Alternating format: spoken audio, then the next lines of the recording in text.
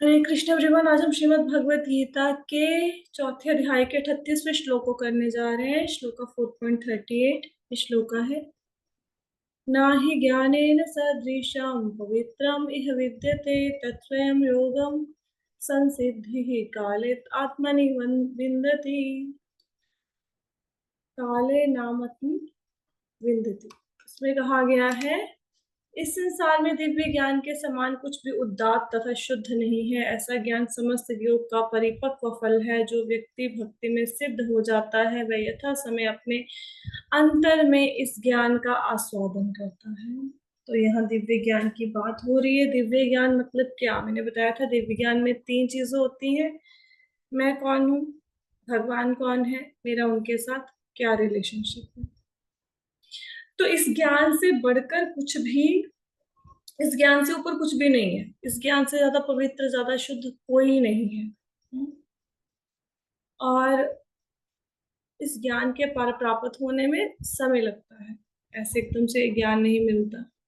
जैसे हम लोग श्रीमद् भगवत गीता की क्लास लगा रहे हैं तो हमें लगे कि कोई बात नहीं, ऐसे ही हमारे जीवन में भगवत गीता आ गई। नहीं, हम पूर्व जन्मों में जो भी यज्ञ तप कर्म दान पुण्य जो भी करना था वो कर चुके हैं। अब उन पुण्य कर्मों के फल फलीभूत हो रहे हैं। वो पुण्य कर्म फलीभूत होके हमारे सामने भगवत गीता के रूप में प्रस्तुत किए गए हैं। एकदम से ये दिव्य ज्ञान नहीं मिलता, इसमें टाइम लगता है।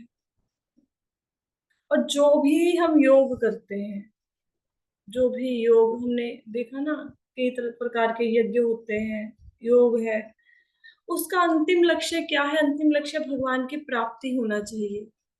हाँ, इस ज्ञान के प्राप्त होने में समय लग सकता है, लेकिन जैसे ही हमने शुरू किया, शुरुआत करनी जरूरी है। जैसे आप किसी कमरे में गए तो आपने देखा वहां पे दर्पण है, वहां पे धूल जमी पड़ी है, पता नहीं कब से कमरा बंद है, 50 साल से कमरा बंद है। तो गंदगी है, बहुत है, लेकिन एक बार सफाई करनी शुरू कर देंगे तो धीरे धीरे वो गंदगी खत्म होती जाएगी। और आपको धीरे धीरे नजर आएगा कि आज मैंने ये सफाई करी, हाँ पूरी तरह से साफ नहीं हुआ लेकिन कुछ कुछ साफ हुआ। अगले दिन फिर सफाई करते करते करते एक दिन आप देखेंगे पूरा रूम क्लीन हो गया। इसी प्रकार जब हम भगवान के नाम का जाप करते हैं तो इनिशियली हमें लग सकता है कि कुछ फर्क नहीं पड़ रहा है, लाइफ में अभी वैसे ही चल रही है जैसे पहले चल रही थी, है ना। जैसे कोई इंसान को बोलो कि आपने सैर करनी है, वो सुबह सैर करके आए, 2 किलोमीटर सैर करी, फिर घर आके देखा शीशे में अपने आप को, वो बोले कोई परिवर्तन तो लग नहीं रहा, मेरी शक्ल तो वैसे ही है, मैं स्लिम तो हुआ नहीं, है ना। या फिर मेरा स्वास्थ्य तो बहुत अच्छा नहीं लग रहा है, बल्कि मुझे तो थकावट फील हो रही है, कुछ चेंज तो नहीं लग रहा। फिर जाएगा सेकंड डे, थर्ड डे, तो जब ऐसे जाता रहेगा, सैर पे जाता रहेगा, तो अंदर से फील होगा कि हाँ अभी मैं थोड़ा हेल्दी फील करता हूँ। सैर करने के बाद थोड़ा मैं फ्रेश फील करता हूँ। तो ये उसको अनुभूति होगी है। हो सकता है शीशे में देखने से ना पता लगे कोई चीज। तो इसी प्रकार जैसे ही हम भगवान के नाम का जाप शुरू करते हैं तो धीरे धीरे धीरे धीरे ये नाम हमें शुद्ध करना शुरू कर देता है। अभी लग रहा है कि काम क्रोध लोभ मोह इत्यादि बहुत सारे विकार हैं, लेकिन नाम ने अपना काम करना शुरू कर दिया है।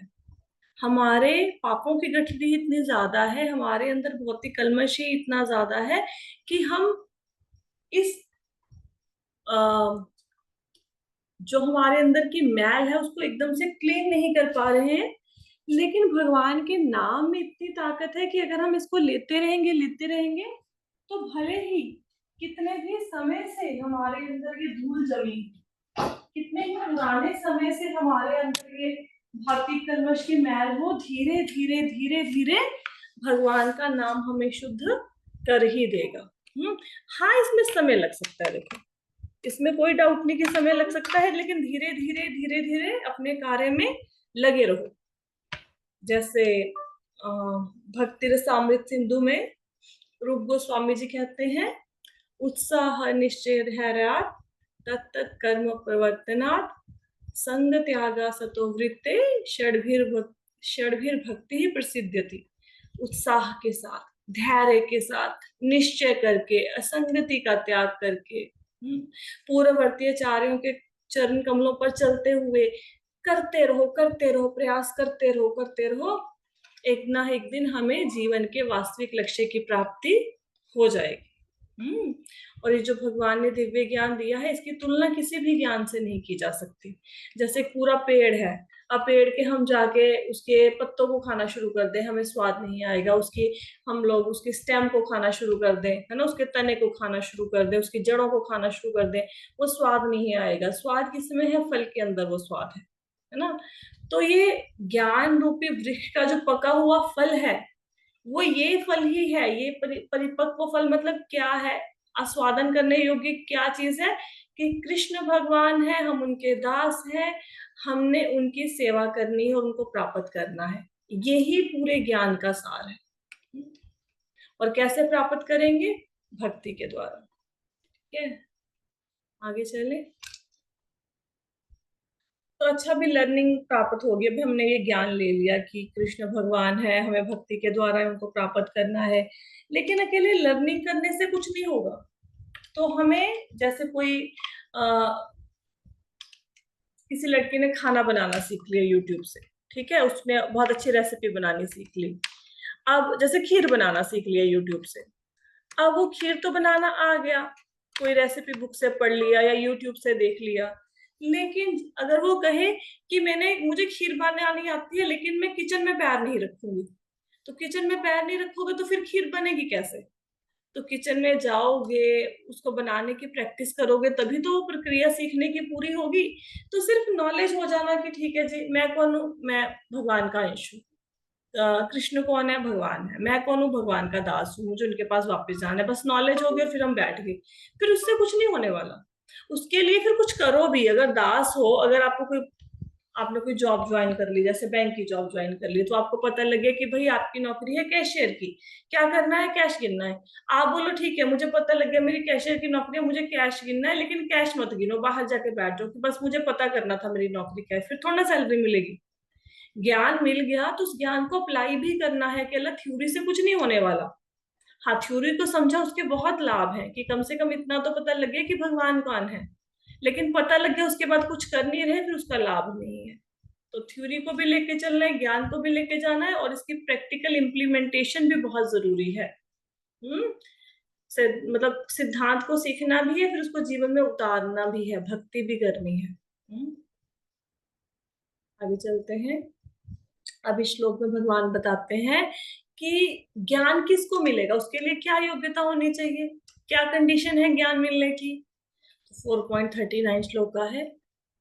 श्रद्धावान् लभते ज्ञानम तत्परः संयतेन्द्रियः ज्ञानम लब्ध्वा परम शांतिम अचिरेण अधिगच्छति। भगवान कहते हैं जो श्रद्धालु दिव्य ज्ञान में समर्पित है, जिसने इंद्रियों को वश में कर लिया है, वह इस ज्ञान को प्राप्त करने का अधिकारी है, और उसे प्राप्त करते ही वह तुरंत आध्यात्मिक शांति को प्राप्त हो जाता है। तो सबसे पहली कंडीशन है कि श्रद्धा होनी बहुत जरूरी है। आप डॉक्टर के पास गए, उसने आपको बोला ये दवाई ले लो। अब आपको ऐसा लगता है कि डॉक्टर तो लल्लू लाल है, इसको कुछ नहीं पता है, तो ऐसे ही ना, मतलब इसको आता जाता कुछ नहीं, ऐसे बेकार का डॉक्टर है। अगर आपके मन में ऐसा भाव है, तो चाहे वो कितनी भी अच्छी दवाई लिख दे, आपको वो दवाई असर नहीं करेगी। या फिर आप किसी ऐसे डॉक्टर के पास गए, हम कहते हैं ना फैमिली डॉक्टर है, हमें इसकी दवाई लगती है ना। ऐसा नहीं होता कि उसकी दवाई लगती है, हमारा विश्वास है कि अगर इसकी लिखी हुई दवाई मैं खाऊंगा तो मैं अच्छा हो जाऊंगा। वो विश्वास है जो आपको ठीक कर देता है, वो श्रद्धा है। तो सबसे पहले तो श्रद्धा होनी बहुत जरूरी है इस ज्ञान को प्राप्त करने के लिए। श्रद्धा ही नहीं है तो फिर ज्ञान नहीं मिलेगा। फिर सारी गीता पढ़ा, बहुत सुना, श्लोकों को भी लर्न किया, सब कुछ कर लिया, फिर बोले कृष्ण कौन है? आप बोलो कृष्ण को हम भगवान नहीं मानते, वो एक महापुरुष है। फिर क्या बेनिफिट हुआ? श्रद्धा होनी चाहिए। इस पूरे अध्याय में भगवान ने जगह जगह पे अपनी आइडेंटिटी को रिवील किया है। यदा यदा ही धर्मस्य परित्राणाय साधूनाम। भगवान कहते हैं मैं ही वो हूँ जो अवतरित होता हूँ दुष्टों का नाश करने के लिए, साधुओं का उद्धार करने के लिए, मैं ही अवतरित होता हूँ। अब कोई श्रद्धा ही ना दिखाए कि हम नहीं मानते, तो फिर क्या करोगे? कैसे मनवाओगे? है ना। फिर ज्ञान कैसे प्राप्त होगा? तो श्रद्धा होनी, थोड़ा विश्वास होना बहुत जरूरी है। विश्वास है और इंद्रियों पे संयम भी होना चाहिए। अब जैसे ये जो समय है, जो क्लास का समय है, सपोज हमारा 3:30 का समय है, कुछ लोग इस समय में सोते हैं। तो अगर सुननी है भगवत गीता तो इंद्रियों पे कंट्रोल करके नींद को तो भगाना पड़ेगा ना, तभी सुन पाएंगे, है ना। या फिर सपोज हम भक्ति में लगे हुए हैं और किसी को आदत है नॉनवेज खाने की, अल्कोहल लेने की, तो थोड़ा सा इंद्रियों पे संयम करना पड़ेगा, इन चीजों को छोड़ना पड़ेगा। हम्म। हाँ, ये भी है कि जैसे ही आप भक्ति करेंगे तो बुरी आदतें अपने आप छूट जाएंगी, लेकिन उसके लिए भी भक्ति स्टार्ट तो करनी पड़ेगी ना। अब हम कहें, ना तो हम बुरे काम करना छोड़ेंगे, ना हम जाप करेंगे, ना मंदिर जाएंगे, ना किसी की बात सुनेंगे, कुछ नहीं करेंगे। तो फिर जिस बंदे ने सोच ही लिया कि मुझे जन्म मृत्यु के चक्कर से बाहर निकलना ही नहीं है, मैं इस दुनिया में खुश हूँ, फिर आप उसके घर पे जाके भगवत गीता पढ़ा दो, आप उसको भगवत गीता गिफ्ट कर दो, आप उसको लेक्चर सुना दो, फिर कोई बेनिफिट नहीं होने वाला। क्योंकि उसने सोच लिया कि मैं यहीं पे रहूंगा, उसके आगे जो मुझे बीन बजाते हैं उसके ऊपर असर नहीं होने वाला। श्रद्धा होनी चाहिए, इंद्रिय संयम होना चाहिए। तो अगर ये दो चीजें हैं तो अभी आप नॉलेज को पाने के अधिकारी बन गए हो, अभी आप दिव्य ज्ञान को प्राप्त कर सकते हो। और जैसे ही आपको दिव्य ज्ञान मिलेगा उसका फल क्या होगा? हमें शांति मिलेगी। अब हर इंसान दुनिया में शांति चाहता है ना, और हमें लगता है शांति चीजों में है, संसारिक वस्तुओं में है, शांति रिलेशनशिप में है, शांति हेल्थ में है। तो इन सब चीजों में शांति नहीं है। कितने ऐसे लोग हैं जिनका स्वास्थ्य अच्छा है, किसी के पास धन है, किसी के पास रिलेशनशिप बहुत अच्छे हैं, बहुत अच्छा फ्रेंड सर्कल है, घर वाले बहुत मान सम्मान करते हैं, तो क्या सब लोग शांत हैं? कोई भी शांत नहीं है। आप किसी के पास भी बैठ जाओ, हर व्यक्ति अपना दुखड़ा रोना शुरू कर देगा। लेकिन ये जो ज्ञान है जो भगवान दे रहे हैं वो एक ऐसा ज्ञान है, इसको जैसे ही आप हृदय में धारण करोगे इमीडिएटली आपको शांति मिलेगी। जैसे आप कभी ट्राई करना, आपका मन बड़ा परेशान है, आप थोड़ा सा किसी शास्त्र को खोल के पढ़ के देखो, आपके मन में एकदम से शांति आ जाएगी। हम्म? तो ज्ञान को प्राप्त करने का आउटकम, इसका रिजल्ट क्या होगा? कि हमें आध्यात्मिक शांति मिलेगी, भौतिक शांति नहीं, आध्यात्मिक शांति। हम्म? मन की शांति। नेक्स्ट श्लोका है श्लोका 4.40। अब एक तो है जो श्रद्धावान है उनको तो ज्ञान मिला, उनको तो शांति मिल गई। अब जिन लोगों को श्रद्धा नहीं है उनका क्या होगा? उनका, उनके साथ भी तो कुछ कुछ ना कुछ होएगा ना। अब इसमें भगवान क्या कहते हैं? अज्ञश्चाद्य ये ध्यानश्च संशयात्मा विनश्यति, नायम लोकोऽस्ति न परो न सुखम संशयात्मनः। इसमें बताया गया है, किंतु जो अज्ञानी तथा श्रद्धा विहीन व्यक्ति शास्त्रों में संदेह करते हैं, वे भगवत भावनामृत नहीं प्राप्त करते, अपितु नीचे गिर जाते हैं। संशय आत्मा के लिए ना तो इस लोक में ना परलोक में कोई सुख है। हम्म? तो जिनके पास श्रद्धा ही नहीं है, जो शास्त्रों में डाउट करते हैं, उनको भगवान की प्राप्ति नहीं होती।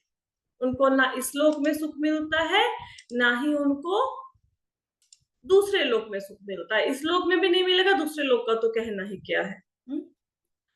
तो अगर सपोज करो आप, कोई महिला है, किसी रेस्टोरेंट में जाती है, वो खाना ऑर्डर कर देती है, उसके सामने खाना आ जाता है, तो अगर उसके मन में ये डाउट आ जाए कि इस खाने में जहर मिला है, तो फिर वो खाने का स्वाद आस्वादन कैसे करेगी? आपके सामने जो खाना पड़ा है, अगर आप सोचो कि आपके माताजी ने ये खाना मिलाया, अगर आपके मन में डाउट आ गया नहीं जिसमें तो विष है, फिर खाने का स्वाद कैसे चखोगे? तो कुछ तो विश्वास रखना पड़ेगा ना। हम रेस्टोरेंट में जाके खाना ऑर्डर करने के बाद ये नहीं ना के कह सकते कि इस खाने में जहर ना कहीं मिला हो, इसको खाएंगे हो ना जाए, हम मर ना जाए, फिर ऑर्डर ही क्यों किया भाई, है ना। इसी प्रकार जब कोई आदमी नाई के पास जाता है, तो नाई उसकी शेव करता है, अब उसकी गर्दन पे चाकू रखता है, तो उसको विश्वास होता है कि मेरा गला नहीं काटेगा, ये सिर्फ बाल ही काटेगा, इस चाकू से गला नहीं काटेगा। तो इतना विश्वास तो रखना पड़ेगा ना। अगर बार बार नाई को पूछ थोड़ा सकते हैं, ऐसा थोड़ा ना कि नाई की दुकान पे गए, बार्बर की दुकान पे, साथ में 4 बॉडीगार्ड ले गए कि भाई अगर ये हमारा गला काटेगा तो तू हमें बचा लेना, ऐसा थोड़ा ना होता है। तो जब हम संसार के लोगों के ऊपर एक बार्बर के ऊपर भरोसा कर देते हैं कि चल मेरी गर्दन पर चला दे छुरी, मुझे भरोसा है तेरे ऊपर। हम बाहर जाके किसी से खाना ऑर्डर करते हैं, उसके ऊपर विश्वास कर लेते हैं कि इस खाने में कुछ गलत चीज नहीं मिली होगी, विष नहीं मिला होगा। तो जब हम संसारिक लोगों के ऊपर विश्वास कर लेते हैं, तो हम भगवान के ऊपर विश्वास क्यों नहीं कर सकते?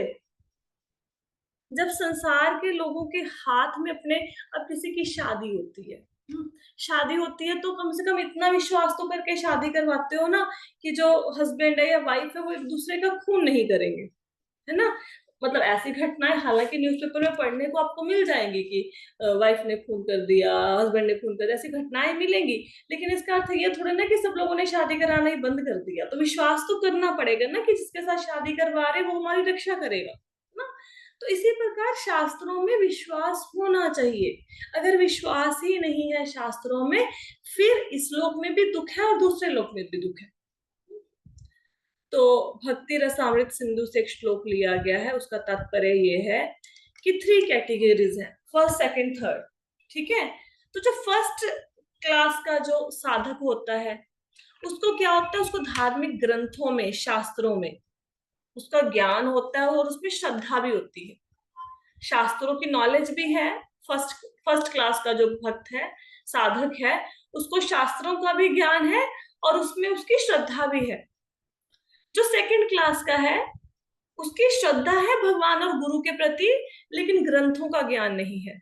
तो कोई बात नहीं, अगर गुरु और भगवान के प्रति श्रद्धा है, अगर ग्रंथों का ज्ञान नहीं भी है तो भी बेड़ा पार हो जाएगा। गुरु में तो श्रद्धा है ना। अब कितने लोग ऐसे हैं जो श्लोक नहीं बोल पाते होंगे, है ना। तो इसका मतलब क्या है कि उनको भगवान नहीं मिलेंगे, ऐसा थोड़े ना है।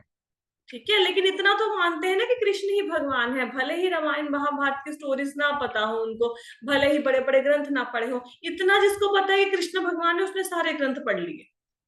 हाँ, और मुझे भगवान के पास वापस जाना है, बस हो गया, सारे ग्रंथों का सार यही है। फिर तीसरे क्लास का साधक कौन होता है? ना उसका गुरु के प्रति सम्मान और ना ही शास्त्र का ज्ञान, ना भगवान और गुरु में श्रद्धा, ना शास्त्र का ज्ञान। अब ना उसका इस जन्म में उद्धार होएगा, ना अगले जन्म में होएगा, ना उसको शांति मिलेगी, उसको कुछ नहीं किया जा सकता, उसको सिर्फ संसारी कामों में विश्वास है। अब मैंने बहुत सारे लोग अपने जीवन में देखे हैं ऐसे, जितनी मर्जी कोशिश कर लो, अब भगवत गीता लेके दरवाजे पे खड़े हो जाओ, दरवाजा खटखटाते रहो, वो सुनेंगे नहीं। वो हर काम कर लेंगे। जैसे अगर वो दुखी हैं तो उनको बोलोगे ना कि अच्छा तुम ऐसा करो, तुम ये व्रत रख लो, तुम्हारा दुख दूर हो जाएगा, वो व्रत रख लेंगे फटाफट से।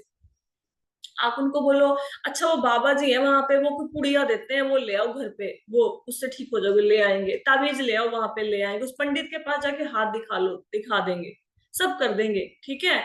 अच्छा तुम्हें डिप्रेशन की दवाई है, गोली खा लो तुम ठीक हो जाओ, वो भी कर दोगे। लेकिन जैसे बोलो भगवत गीता पढ़ लो, चैंटिंग कर लो, भगवान का नाम ले लो, दुम दुम दबा के भाग जाते हैं।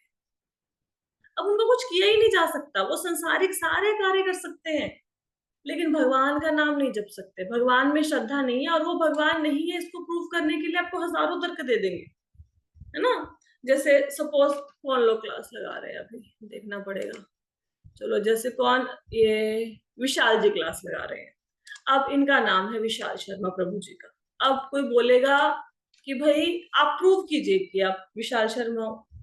अब ये बोलेंगे कि आप ही क्लास लगा रहे हो, ये वीडियो अपना ऑन करेंगे और बोलेंगे ये देखो मैं विशाल, मैं क्लास लगा रहा हूँ। तो दूसरा बंदा बोलेगा नहीं, आजकल तो बड़े एप्स आई हुई हैं, कोई किसी का वीडियो एडिटिंग करके बिठा देते हैं, किसी का धड़ होता है, किसी का मुंह लगा के बिठा देते हैं, हम कैसे मान लें कि आप ही हो वीडियो पे, हम तो नहीं मानते हैं। फिर आप बोलोगे अच्छा ये देखो मेरे आईडी प्रूफ देखो, ये आधार कार्ड है, ये मेरा पैन कार्ड है, मैं विशाल। तो बोलोगे कि भाई ऐसे कैसे मान ले, बहुत से लोगों के फेक आइडेंटिटी कार्ड बन जाते हैं, कोई बंदा कुछ भी, आजकल तो लोगों के घरों में पुलिस ऑफिसर बन के रेड मार देते हैं कि मैं पुलिस ऑफिसर हूँ, रेड मारेंगे फिर चोरी करके चोर ले जाएंगे। ऐसे इंसिडेंट्स हो रहे हैं, हम कैसे मान ले आप ही हो। ठीक है। फिर ये बोलेंगे कि घर आओ मेरे बीवी बच्चों से पूछो। फिर बोलोगे अरे हमें क्या पता आपके ही बीवी बच्चे हैं, हमें क्या पता आपने किसके घर में लाके हमें खड़ा कर दिया। आजकल तो शादियां भी हो जाती है, किसी की फैक्ट्री दिखाते हैं, बोलते हैं हमारी, और शादी हो जाते हैं, बाद में पता लगता है तो फैक्ट्री नहीं। फिर विशाल जी जितने मर्जी उदाहरण देते रहे, जिसने नहीं मानना वो अंत में इनको भी भरोसा दिला देगा कि तुम विशाल नहीं हो भाई, तुम कुछ और ही इंसान हो, तुम हो ही नहीं वो। इसी प्रकार दुनिया का हाल है। अब देखो, जो बंदा विशाल है वो बोल रहा है ना, मैं हूं मैं। अब आप बोलो हम नहीं मानेंगे, तो उससे उससे क्या हो जाएगा? अब भगवान कहते हैं जिसको ढूंढ रहे हो, वो जंगलों में, हिमालय में, मंदिरों में घंटियां बजा रहे हो, बचपन से जिसके बारे में सुनते आ रहे हो, मैं हूं, मैं कृष्णा, मैं वो भगवान, मैं स्वयं। और हम बोले ना, हम नहीं मानते, मैं ना मानू, तो भैया मत मानो फिर। अब संसार में हम जब संसारिक ज्ञान लेते हैं, तो मतलब हमारे टीचर पढ़ाती है कि ये है ए, ये है बी, ये है सी। अब टीचर को बोलो मैं नहीं मानता ये ए है, हम नहीं मानेंगे ये बी है। ये ज्ञान आपको किसने दिया? आपको किसने कह दिया मैं तो ए को एम पढ़ूंगा? ठीक है, मेरी मर्जी, मैं नहीं मानूंगा। तो पढ़ लो ए को एम, पूरी जिंदगी नहीं आएगा पढ़ना, क्या फायदा हुआ? टीचर का नुकसान हुआ, आपके जैसे हजारों बच्चों को पढ़ा दिया। होएगा ना? मानना ना मानना हमारे ऊपर है, नहीं मानेंगे किसी का कोई नुकसान नहीं होने वाला। अब समझा समझा के देख लिया, माला कर लो, गीता पढ़ लो। अब जिसने नहीं समझ रहा उसने नहीं पढ़ना, उसको हाथ में जाके माला दिया, उसको माला गिफ्ट कर दो, झोली माला पकड़ा दो, उसने जपना ही नहीं है ना?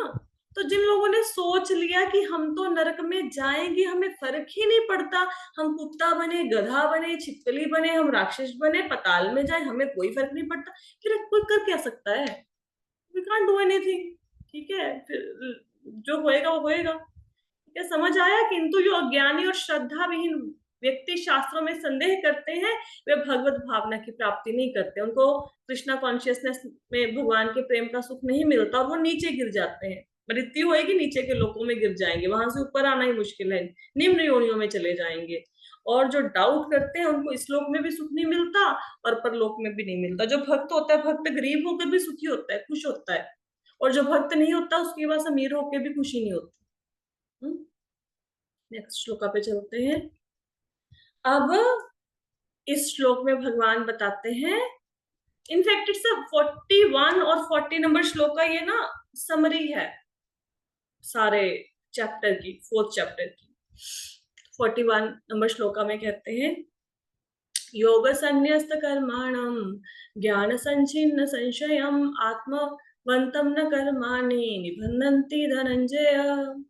जो व्यक्ति अपने कर्म फलों का परित्याग करते हुए भक्ति करता है और जिसके दिव्य संशय दिव्य ज्ञान द्वारा विनष्ट हो चुके हैं, वही वास्तव में आत्म परायण है। हे धनंजय, वह कर्मों के बंधन से नहीं बंधते। तो अब हमने फोर्थ चैप्टर किया, इतनी देर से करते आ रहे हैं, तो इसमें हमने बार बार एक चीज पढ़ी है, 3 Ds, ड्यूटी, डिटैचमेंट, डिवोशन। पढ़ा था ना?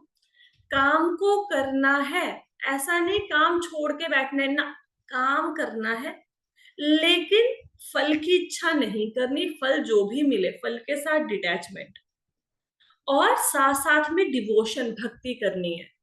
जो व्यक्ति अपने कर्तव्यों का पालन करता हुआ, अपनी ड्यूटीज को निभाता हुआ, जो भी वो काम कर रहा है उसमें उसके साथ अच्छा हो, बुरा हो, प्रॉफिट हो, लॉस हो, लाभ हो, हानि हो, अगर उसकी वो परवाह नहीं करता और भगवान की भक्ति करता है, उसके सारे डाउट्स ज्ञान नष्ट कर देता है। कौन सा ज्ञान? दिव्य ज्ञान। किसने दिया? भगवान ने दिया। कहाँ पे मिलेगा? भगवत गीता में मिलेगा। कैसे समझेंगे? भक्ति के द्वारा समझ आएगा।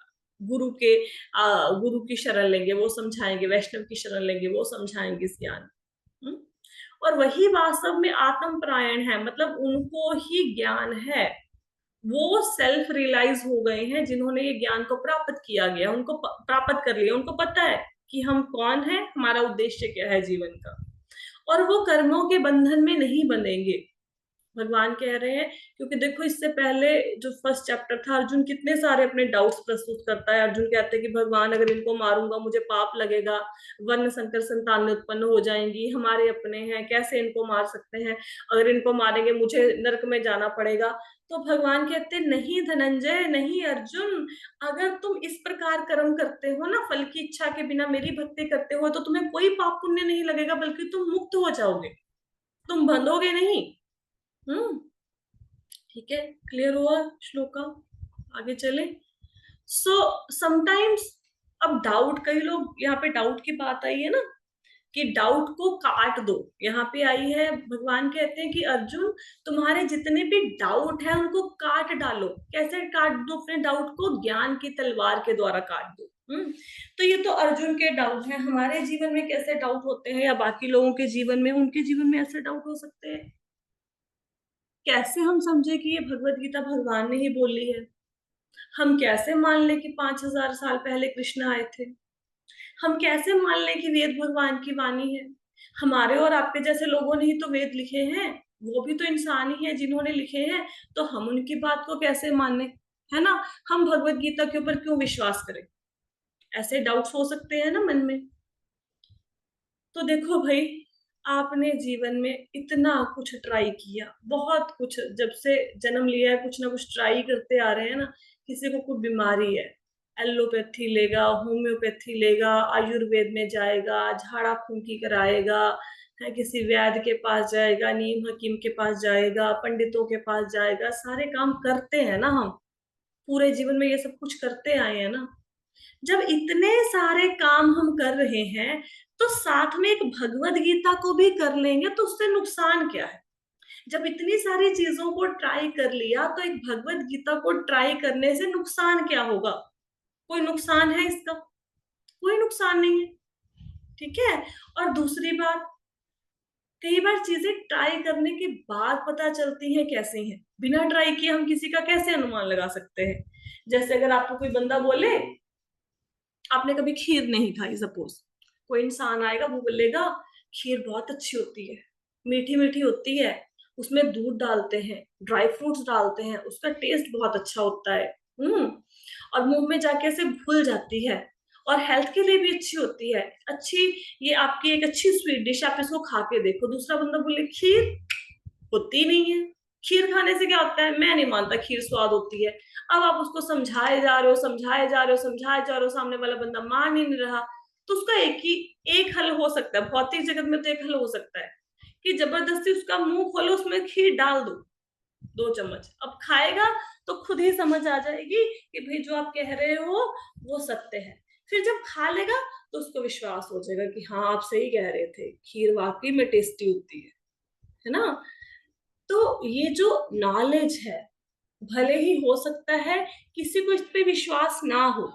हालांकि सब लोग कहते हैं ना कि भगवत गीता में जीवन की सारी समस्याओं के सॉल्यूशन है। अब कोई बंदा सोच सकता है कि मेरे धन की समस्या है, भगवत गीता को पढ़ के कैसे सॉल्व हो जाएगी? मेरी नौकरी नहीं लग रही, मैं भगवत गीता को पढ़ के कैसे सॉल्व हो जाएगी? तो जहां आप इतना कुछ अपने संकटों के निवारण के लिए, समस्याओं के हल के लिए कर रहे हो, उसमें एक भगवत गीता को भी पढ़ के देख लोगे, इस ज्ञान को, कोई नुकसान तो नहीं होने वाला ना। ऐसा तो है नहीं ना कोई घर में आके पिटाई कर देगा कि भगवत गीता पढ़ी क्यों पढ़ी। कम से कम अब तो हम लोग डेमोक्रेसी में जी रहे हैं, जो हम चाहे वो पढ़ सकते हैं। कोई मुगलों का शासन तो है नहीं, या अंग्रेजों का शासन है कि भैया घर से उठा के ले जाएंगे, पिटाई करेंगे कि तुमने क्यों भगवत गीता पढ़ ली है। ऐसा तो नहीं होने वाला है ना। तो करके देखो, करके देखने से ही पता लगेगा। अब इतने सारे जो महान लोग भगवत गीता पढ़ रहे हैं, वो बेवकूफ तो नहीं हो सकते ना। कितने महान लोग पढ़ रहे हैं, है ना? तो एक बार ट्राई करके देखो, करके देखो।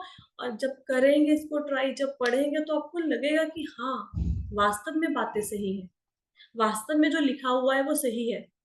हम्म। क्योंकि जब आपने भगवत गीता को सुना, समझा, आपकी लाइफ ट्रांसफॉर्म हुई, तो आपका अपने आप इंटरेस्ट जाग जाएगा। अब इतने लोग जो भगवत गीता की क्लास लगा रहे हैं, अप्रोक्सीमेटली मई में, हमारा 25 मई के नियर अबाउट क्लास शुरू हुई थी, तो अभी सितंबर चल रहा है। और जो लोग डेली क्लास लगाते हैं, 15-20 वो डेली लगाते हैं, और जो यूट्यूब पे सुनते हैं वो सुनते ही सुनते हैं। वो व्यूअर से पता लग जाता है ना कितने व्यूज आए, इतने घंटे आपका चैनल चल रहा है, तो पता लग जाता है। तो जो सुन रहे हैं वो पागल थोड़े ना, इतने लोग की डेली 40 मिनट भगवत गीता के लिए बैठ के। कितना काम है, बच्चों के एग्जाम चल रहे हैं आजकल, घर के काम हो सकते हैं, फेस्टिवल सीजन है, मार्केट के काम हो सकते हैं, आप रेस्ट कर सकते हो 40 मिनट के लिए। तो अगर सब कुछ छोड़ के ये लोग भगवत गीता सुन रहे हैं, पागल नहीं हुए हैं सारे? They are getting something out of it. तो जब सब लोग लगे हुए हैं, तो एक बार आप भी लाइन में लग के देखो, नुकसान तो कोई नहीं है ना। हम्म। और जो भी इंसान इस बात को समझ लेता है, 41 नंबर श्लोक को, कि कर्मों के फल को त्यागते हुए, भक्ति करते हुए कार्य करना है, तो उसको कर्म बंधन नहीं बांधता, ना पुण्य बांधे ना पाप बांधे, वो जन्म मृत्यु के चक्कर को पार कर जाएगा। गॉड इज, जैसे ना गॉड इज वेयर, परमात्मा कहाँ है, तो ये अपना अपनी परसेप्शन चेंज करने की जरूरत है। अगर आप देखना शुरू करोगे तो परमात्मा आपको हर जगह पे नजर आएंगे। कुछ स्लाइड्स थी वो मैं मतलब आज श्लोका कंप्लीट करना है, वो किसी और सेशन में हम लोग उसको कंप्लीट कर लेंगे टॉपिक को। Now we are doing the last shloka of this chapter, shloka 4.42। इस अध्याय में टोटल 42 श्लोक है, अब हम लास्ट श्लोका करने जा रहे हैं। ये श्लोका है, तस्मादज्ञानं सम्भूतं हृत्स्थं ज्ञानस्नात्मनः छित्त्वेनं संशयं योगं तिष्ठोत्तिष्ठ तिष्ठ उत्तिष्ठ भारत। तो भगवान कहते हैं, अतएव तुम्हारे हृदय में अज्ञान के कारण जो संशय उठ रहे हैं, उन्हें ज्ञान रूपी शस्त्र से काट डालो। हे भरत, तुम योग से समन्वित होकर खड़े हो और युद्ध करो। तो अर्जुन को बोल रहे हैं कि अर्जुन, तुम्हारे अंदर जितने भी डाउट आ रहे हैं ना, मुझे पाप लगेगा, वर्ण संकर संतान उत्पन्न होंगी, मैं अपनों को कैसे मारूं, मैं अपनों का वध कैसे कर सकता हूं, जितने भी तुम्हारे मन में डाउट आ रहे हैं, उसको काट डालो, इस ज्ञान को काट डालो। कैसे काट डालो? ज्ञान की तलवार लेके अज्ञान को काट डालो और युद्ध के लिए खड़े हो जाओ। तो भगवान अर्जुन को फिर से प्रोत्साहित कर रहे हैं युद्ध करने के लिए, क्योंकि युद्ध करना भौतिक दृष्टि से तो उसका कर्तव्य है अर्जुन का। भौतिक दृष्टि से तो वो क्षत्रिय है, क्षत्रिय का कर्तव्य है कि वो युद्ध करे, हाँ, और अपना राज्य वापस ले जो उसका हड़प लिया है।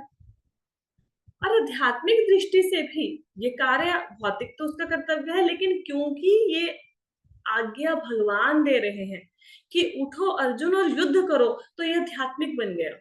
और अर्जुन युद्ध करते हुए भी भगवान का स्मरण करते हुए युद्ध करेगा। अगर वो अभी मारेगा भी ना द्रोणाचार्य को, भीष्म पितामह को, तो अपनी खुशी के लिए नहीं, वो भगवान की प्रसन्नता के लिए अपनों का भी वध कर देगा। तो भगवान की प्रसन्नता के लिए कार्य करने चाहिए। ठीक है, इसके साथ ही हमारा 4th चैप्टर यहाँ पे कंप्लीट होता है। कोई डाउट है, कोई प्रश्न है तो आप पूछ सकते हैं, अभी हमारे पास 3-4 मिनट हैं, otherwise we can end up the session. Clear है? अभी 5वें अध्याय में क्या होगा? अभी भगवान ने तो ज्ञान दे दिया है कि अर्जुन उठो युद्ध करो, लेकिन अर्जुन के मन में फिर से कोई प्रश्न आ जाएगा, फिर से अर्जुन प्रश्न पूछेंगे और फिर से हमारा 5वां अध्याय स्टार्ट हो जाएगा। हाँ, राइट। तो कोई क्वेश्चन नहीं है, कोई डाउट नहीं है, इसका मतलब या तो ऑल क्लियर हो गया, सब कुछ सही से समझ आ गया, या कुछ भी समझ नहीं आया, सिर के ऊपर से चला गया। चलो, एनीवेज आई होप सो कि सबको समझ आया होगा। और जिसने भी सुबह का, समझ आ रहा है माता जी, मजा आ रहा है, चलो थैंक यू सो मच। और जिसने भी सुबह का सेशन ज्वाइन करना है, आज सुबह थोड़ा सा हम लोगों ने सेशन किया, लेकिन थोड़ा जूम में शायद प्रॉब्लम था, पता नहीं क्या था, 2-3 लोग ज्वाइन नहीं कर पाए, उनको वीडियो मिल गई। Ma'am, I couldn't join. I was trying. हाँ, यू विल गेट द मैंने सोचा था मेरे घर का नेट का प्रॉब्लम होगा। नहीं, कुछ नहीं और तो लोग ज्वाइन नहीं हो पा रहा हमने था। तो सुबह एकदम से ज्वाइन हो गया था माता जी। हाँ, मतलब मैंने भी क्लास लाई, मुझे भी कोई प्रॉब्लम नहीं आई, बट जिन लोगों का ज्वाइन नहीं हो पाया उनको वीडियो मिल जाएगा। अगर किसी को नहीं मिला तो मुझे मैसेज डाल देना। और नहीं वो तो आ गया माता जी, आपने भेज दिया है। राइट, ठीक है। तो I think there is no question. Link आया मैम, लिंक आया, हाँ हाँ, लेकिन प्रिपेयरिंग मीटिंग दिखा रहा था बहुत देर तक। I have sent you recording also, you can go through the recording. Okay. So I think there is no doubt, no question, so we can end up the session. Okay. Shrimad Bhagavad Gita की जय, श्रील प्रभुपाद की जय, हरे कृष्णा। हरे कृष्णा माता जी। हरे